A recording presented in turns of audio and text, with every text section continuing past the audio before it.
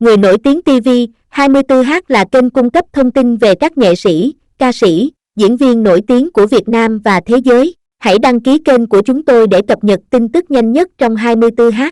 Vương An Ngọc giúp Triệu Lộ Tư vén váy lên, muốn nắm tay cô nhưng không được, cuối cùng nắm lấy tay cô.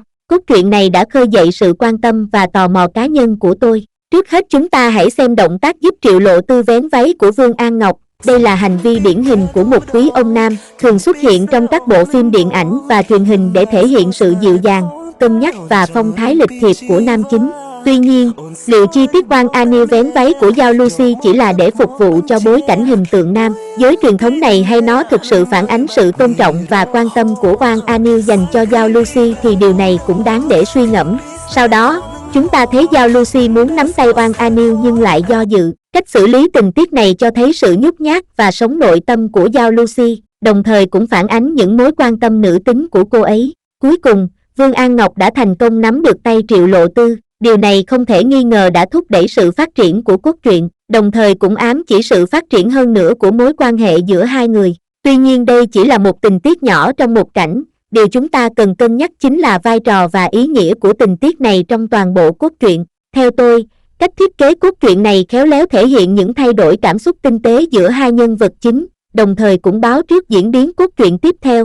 Từ góc độ chuyên môn, diễn xuất và thể hiện cảm xúc của cốt truyện này rất tốt. Kỹ năng diễn xuất của Wang Anil và Giao Lucy đã được phát huy tối đa, biểu cảm và động tác của họ thể hiện một cách thích hợp thế giới nội tâm của các nhân vật. Đồng thời, hiệu ứng hình ảnh của cốt truyện này cũng rất tốt. Dù là chi tiết Vương An Ngọc giúp Triệu Lộ Tư vén váy hay vẻ mặt do dự của Triệu Lộ Tư đều được thể hiện trọn vẹn.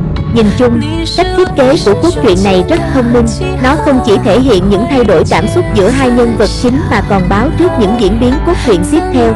Đồng thời, cốt truyện cũng xuất sắc từ góc độ trình diễn và hiệu ứng hình ảnh. Tất nhiên, điều chúng ta không thể bỏ qua chính là bối cảnh xã hội và văn hóa được phản ánh trong cốt truyện này. Trong nhiều bộ phim điện ảnh và truyền hình, nhân vật nữ thường cần sự giúp đỡ của nhân vật nam để hoàn thành một việc gì đó, trong khi nhân vật nam thường thể hiện phong thái lịch thiệp và phẩm chất cao thượng. Bối cảnh này phản ánh những định kiến và kỳ vọng của xã hội đối với nam giới và phụ nữ ở một mức độ nhất định. Tuy nhiên, chúng ta cũng cần suy nghĩ xem liệu một cốt truyện như vậy có thể giúp phá bỏ định kiến này và thúc đẩy bình đẳng và tôn trọng giới hay không. Ngoài ra, tình tiết Triệu Lục Tưởng nắm tay Vương An Ngọc nhưng do dự cũng phản ánh quan niệm và cách ứng xử về tình yêu của một số bạn trẻ trong xã hội hiện đại. Họ bày tỏ cảm xúc và nhu cầu của mình một cách cởi mở, tự do và bình đẳng hơn, không còn bị ràng buộc bởi những quan niệm truyền thống. Sự thay đổi về quan niệm này chắc chắn là một sự cải tiến, nhưng phải cẩn thận để tránh đi sang thái cực khác, tức là theo đuổi quá mức việc cá nhân hóa và tự do hóa trong khi bỏ qua các chuẩn mực đạo đức và pháp lý cơ bản.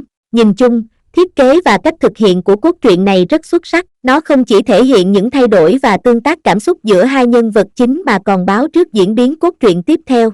Đồng thời, nó cũng phản ánh những thay đổi trong nền tảng văn hóa xã hội và quan niệm tình yêu hiện đại, đồng thời có ý nghĩa khai sáng và giáo dục nhất định. Tôi hy vọng cốt truyện này có thể mang lại nhiều suy nghĩ và giác ngộ hơn cho khán giả.